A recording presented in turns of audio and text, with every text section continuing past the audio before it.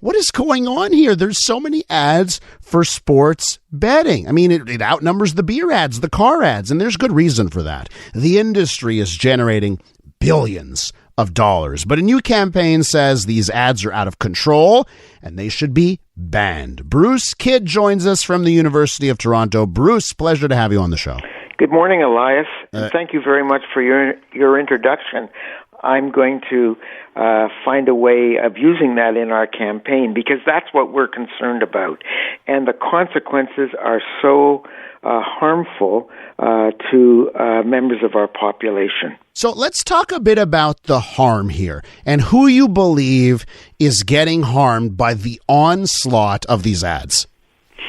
Well, the evidence, the research from CAMH and the Canadian Mental Health Association and researchers around the world is that gambling is an addiction, and it can create serious problems from debt, broken relationships, mental health, and ultimately suicide. And that's been shown to happen around the world. It's particularly harmful for children and youth because these ads groom them to become lifelong bettors. The American Psychological Association calls addiction to gambling a gambling addiction, the only non-drug addiction that they classify. And it's significant.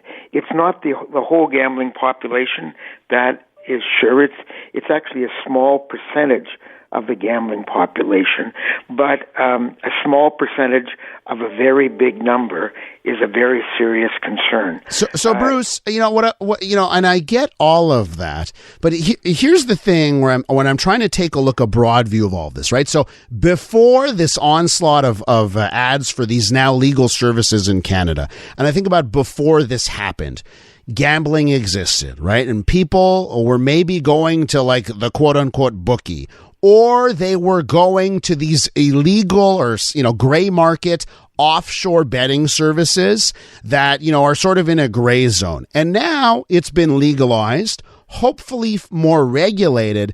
Do we have evidence that switch now from, the murky times where everything was in, darkness, and now that it's out in the open, do we have evidence that it's increasing the number of people that are addicted?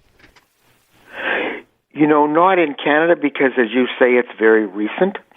And by the way, we are not calling for a return to the underground black market betting industry. We think public scrutiny and public regulation is a benefit. But we're opposed to the ads because of the harm that they create, and we're opposed to the extension of betting to the Olympic, Paralympic, amateur, and university and college sports, the educational sports. That's our concern.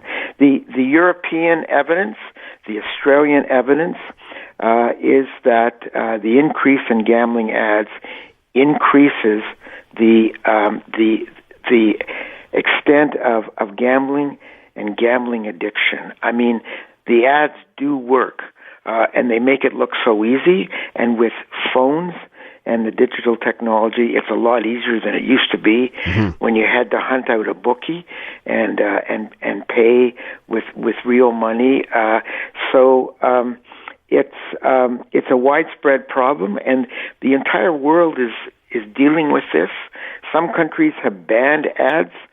Some countries have limited their presentation to times of day that young people are not considered to watch television. The kind of billboard ads, the kind of sweater or uniform ads have been banned or restricted in some countries. The billboards on the way to the arena, which you could also have mentioned, have been banned in some countries, and the whole world is struggling about to limit the problem gambling that results. We're talking about sports gambling ads with Bruce Kidd from the University of Toronto. So, Bruce, I guess the argument here is like, there are other industries where we restrict the advertising, tobacco products, some types of alcohol advertising, and various countries do it differently here. So I get, is your argument here that sports gambling as an addiction, because it can be addictive, should be treated like some other vices when it comes to advertising? Yes, exactly. In fact, we've looked at the tobacco legislation, and we're using that as the model legislation that we're pressing upon parliamentarians.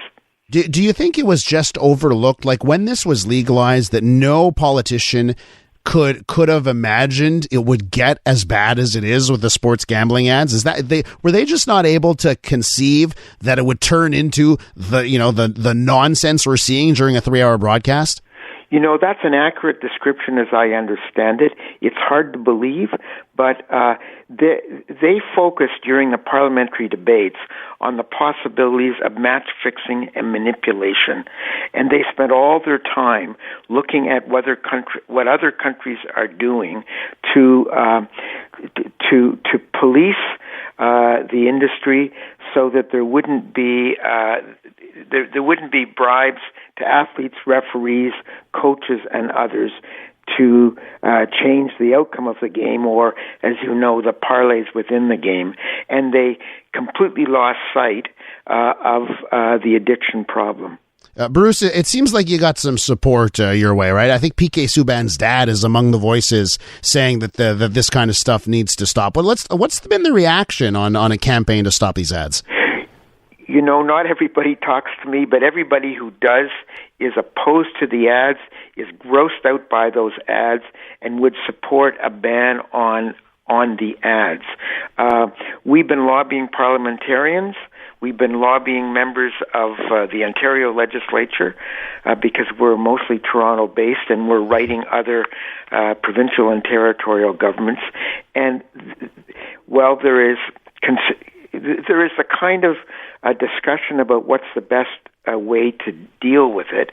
As we're discussing today, there is 100% support for some kind of regulation for the ads, and deep concern about the harm that the ads created.